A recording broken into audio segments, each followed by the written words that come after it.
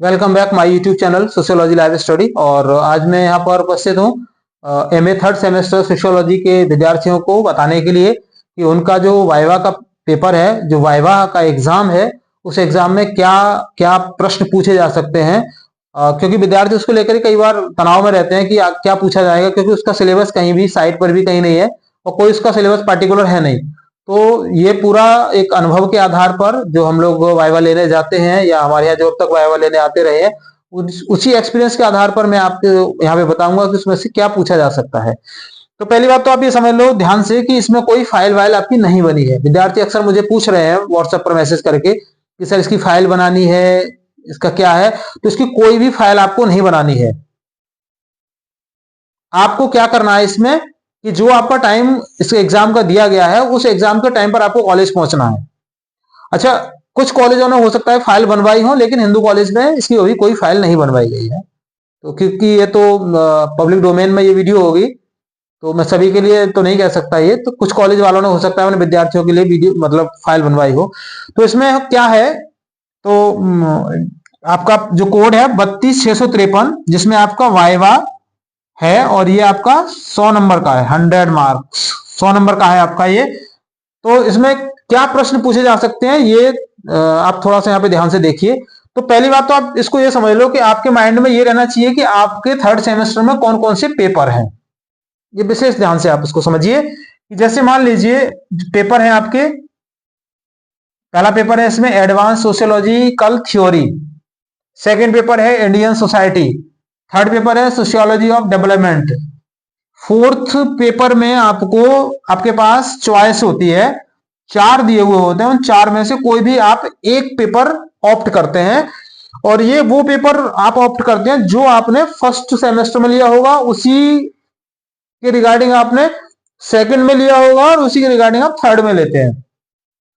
उससे आप बियॉन्ड नहीं जा सकते। मतलब जैसे वहां पर आपने मान लीजिए ए ग्रुप का लिया है, तो यहां पर भी आप ए का लेंगे, मतलब सेकंड में भी आपने ए का ही लिया होगा और थर्ड में भी आप ए का लेंगे। तो इन 4 में से कोई भी आपके पास एक पेपर होता है। तो एग्जाम जो आपका एग्जाम है ना, वो आपका यहीं से शुरुआत कर सकता है। वो आपसे ये पूछ सकता है सबसे पहले कि भाई आप बताइए आपके पास कौन कौन से पेपर है। तो ये आपके माइंड में बिल्कुल फिट होने चाहिए एकदम। ऐसा नहीं है कि आप हेजिटेशन हो, आप बता ही नहीं पा रहे हैं। क्या है, आपको एकदम फटाफट फटाफट से आपको चारों के नाम बता देने हैं।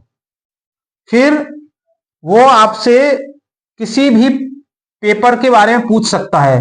प्रश्न ये भी हो सकता है कि ये जो पेपर आपके 4 हुए हैं, उन 4 पेपरों में से कौन सा आपका पेपर अच्छा हुआ है। तो विशेष ध्यान रखिए, जो पेपर आपका सही हुआ हो, वास्तव में अच्छा हुआ हो पेपर, उसी पेपर का आप नाम बताइए। तो इन पेपरों की अगर मैं आपको बात करूं तो देखो, ये वाला जो पेपर है ना इंडियन सोसाइटी, ये पेपर एकदम इजी पेपर है। तो आपको ये सुझाव है कि आप इसी पेपर का नाम बता दीजिए कि मेरा ये पेपर अच्छा हुआ है। क्योंकि इसमें आपसे जो प्रश्न पूछे जा सकते हैं, वो देखो इस तरह के प्रश्न होते हैं कि जाति क्या है ना, कास्ट, फैमिली, और विलेज, डाइवर्सिटी, यूनिटी। तो ये ऐसे विषय हैं इस पेपर के जिनको बताने में आपको कोई भी दिक्कत नहीं होगी, है ना। Class, gender. अब कोई ऐसा तो है नहीं कि आपसे कोई 10-20 सवाल पूछे जाएंगे। ज्यादा से ज्यादा 2 या 3 सवाल अधिकतम आपसे पूछे जाते हैं। तो 2 या 3 सवाल के अगर आपने फटाफट से जवाब दे दिए तो आपका समझ लो वाइवा बहुत अच्छा हो गया। तो वो कभी भी आपसे पूछे, या मान लीजिए डायरेक्टली उन्होंने कोई क्वेश्चन आपसे पूछ लिया है, तो उस क्वेश्चन का अगर आप आंसर नहीं दे पा रहे हैं, तो आप ये समझिए कि फिर आप अपनी तरफ से बता सकते हैं कि सर मैंने तो इसको नहीं पढ़ा है, मैं तो ये वाला पेपर पढ़ के आया हूं। तो वो आपसे वही क्वेश्चन पूछ लेते हैं। तो आपको ध्यान क्या रखना है, एक तो ये ध्यान रखना है कि पेपरों के चारों के नाम आपको पता होने चाहिए जो पेपर आपके पास है। क्रम से बताइए, पहले फर्स्ट का, फिर सेकंड, फिर थर्ड, और फिर इन ऑप्शनल में से जो भी आपके पास पेपर है। हो सकता है कि वो इसमें भी आपसे पूछ ले, जैसे मान लीजिए आपने ये बता दिया sociology of culture and nutrition आपका ऑप्शनल पेपर है, तो वो इसमें भी आपसे प्रश्न पूछ सकता है कि जो न्यूट्रिशन है वो क्या है ना।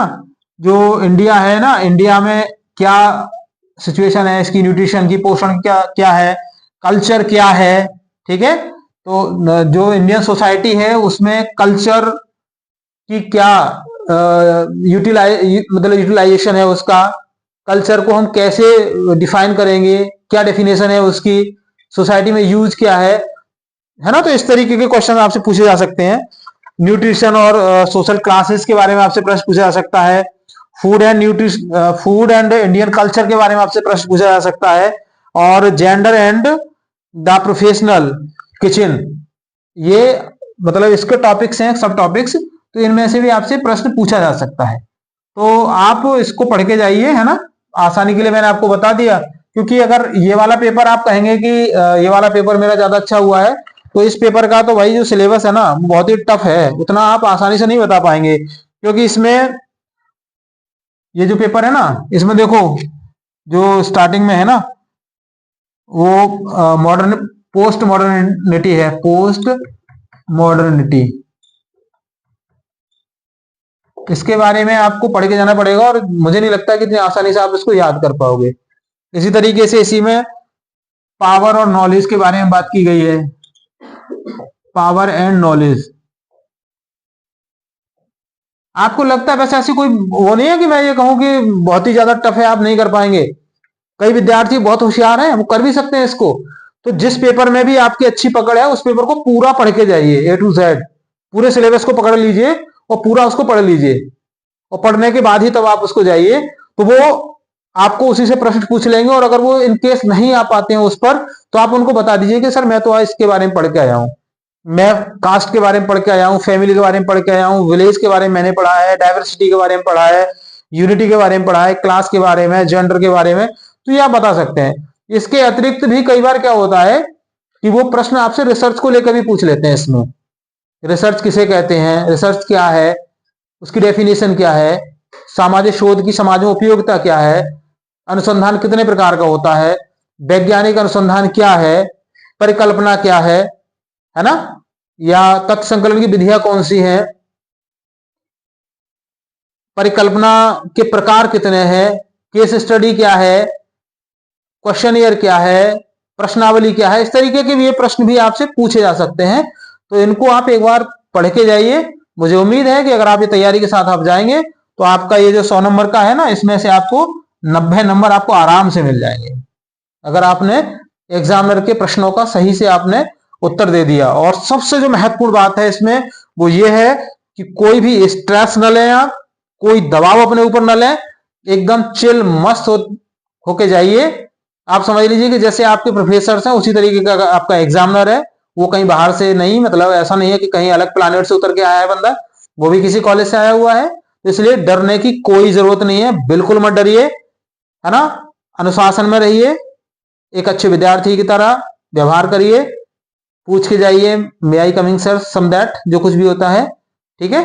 तो इन छोटी छोटी बेसिक चीजों को आप फॉलो करिए, तो आपको, मुझे उम्मीद है कि बहुत अच्छे नंबर आपको मिलेंगे। तो आज की क्लास में बस इतना ही। अगर कोई क्वेरी है तो कमेंट बॉक्स में आप मुझे बता सकते हैं, और वीडियो अगर आपको पसंद आए तो उसको लाइक शेयर जरूर कीजिएगा, उन विद्यार्थियों को जरूर शेयर कीजिएगा जो आपके कॉलेज से बाहर दूसरे कॉलेजेस में है और उनको ये वाइवा का एग्जाम देना है, और वो भी आप ही की तरह कहीं दबाव में है, तो उनको आप अवश्य शेयर कीजिए। मिलते हैं अगली क्लास में। जुड़ने के लिए थैंक यू एंड जय हिंद।